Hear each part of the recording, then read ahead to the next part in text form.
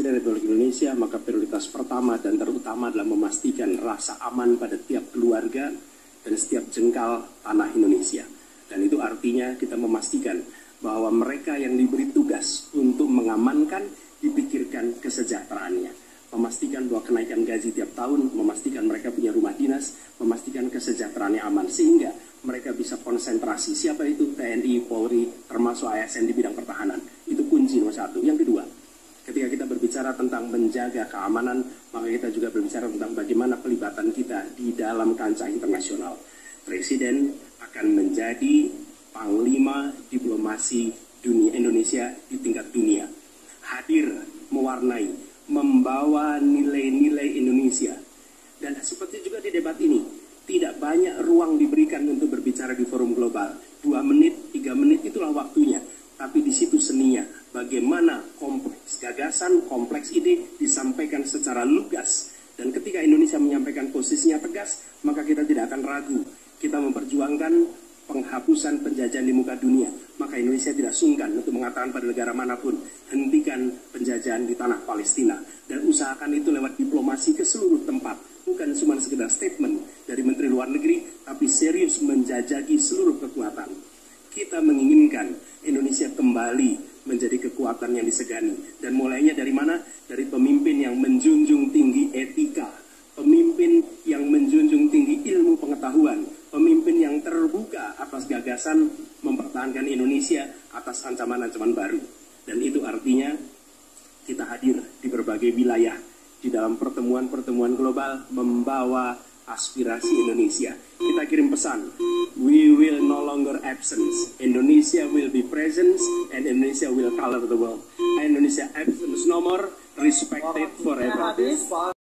Saudara-saudara sekalian, kita patut bersyukur bahwa dalam beberapa dasawarsa ini negara kita terhindar dari konflik bersenjata dengan negara asing.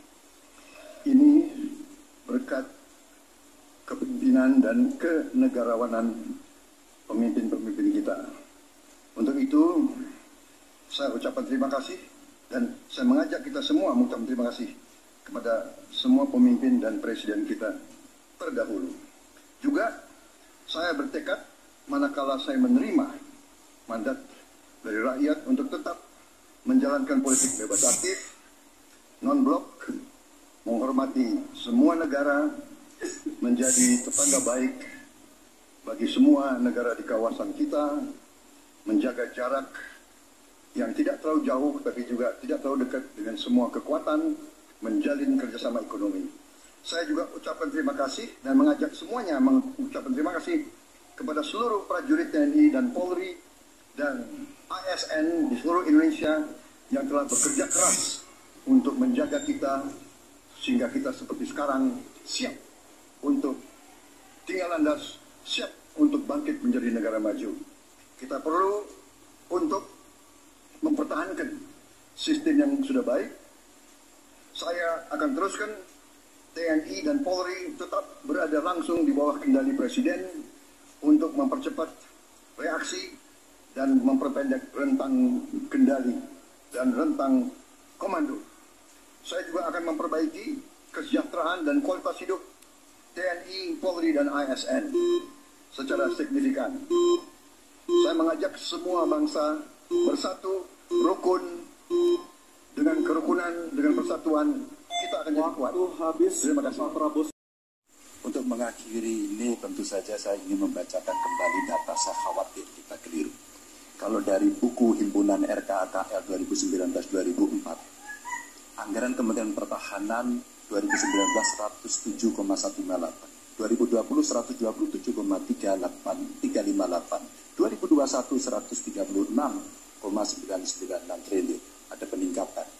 Maksud saya agar kita tidak keliru pada soal data. Dan capaian IMF kita dari data lakibnya Kemenko Polhukam yang dipublish secara terbuka, karena kami tidak bisa mendapatkan data dari Kemenhan secara terbuka, maka minimum essential cost kita memang kemungkinan akan berat untuk bisa terpenuhi. Maka Bapak Ibu, dalam konteks politik luar negeri kita, maka otonomi strategis menjadi begitu penting untuk meredefinisi dari politik kita yang bebas aktif. Duta besar cyber menjadi penting karena problem besar kita hari ini adalah pada dunia digital. Maka kita perlu duta besar ini untuk merespon perubahan-perubahan global yang ada. Duta besar krisis iklim kita perlukan, garda samudra sebagai strategi baru dari poros maritim dunia. 100% pesawat kita mesti siap tempur, alutsista kita mesti siap tempur, dan zero tolerance untuk kecelakaan pada alutsista kita. Kekuatan pertahanan Indonesia di angkatan cyber akan kita tingkatkan, dan anggaran pertahanan hingga 2% dari PDB. Keamanan mendorong pada profesionalisme kepolisian yang mau tidak mau harus kita lakukan. Badan Cyber Polri kita dorong sampai satuan baru di setiap Polda untuk TPPO, kekerasan terhadap perempuan dan anak. Tentu kesejahteraan prajurit dan keluarga menjadi begitu penting untuk mendapatkan perhatian. Dan beasiswa kuliah untuk anak prajurit dan bayangkara yang membutuhkan perlu kita lakukan. Indonesia Garda Samudra. We are Wakrut. Habis Bapak Ganjar